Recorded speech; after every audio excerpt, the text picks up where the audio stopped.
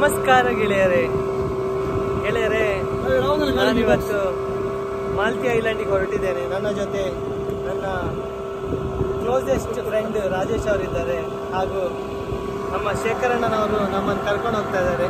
ರವಿ ಅವರು ಮುಂದೆ ಕೂತ್ಕೊಂಡಿದ್ದಾರೆ, ಹಾಗೂ ನಮ್ಮ ಪ್ರಶಾಂತ್ ಅವರು ಮುಂದೆ ನಿಂತಿದ್ದಾರೆ. ನೋಡಿ, ಇವತ್ತು ಮೋಡ ಕವಿದ ವಾತಾವರಣ ಇದೆ, ಗಾಳಿ ಕೂಡ ಜಾಸ್ತಿ ಇದೆ. ಫಿಶಿಂಗಿಗೆ ಹೇಳಿದಂಥ ವಾತಾವರಣ ಅಲ್ಲ, ಆದರೂ ನೋಡೋಣ ಹೇಗೆ ಏನಾಗ್ತದೆ ಅಂತ.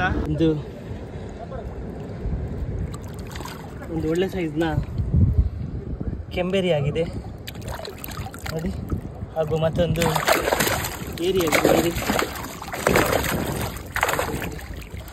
ಮತ್ತೊಂದು ಕೆಂಬೇರಿ. ಇದು ಕೂಡ ಈಗ ನೀರಲ್ಲಿ ಬಿಟ್ಟಿದ್ದೇವೆ, ಇಲ್ಲಿ ಒಳಗಡೆ ಇದೆ.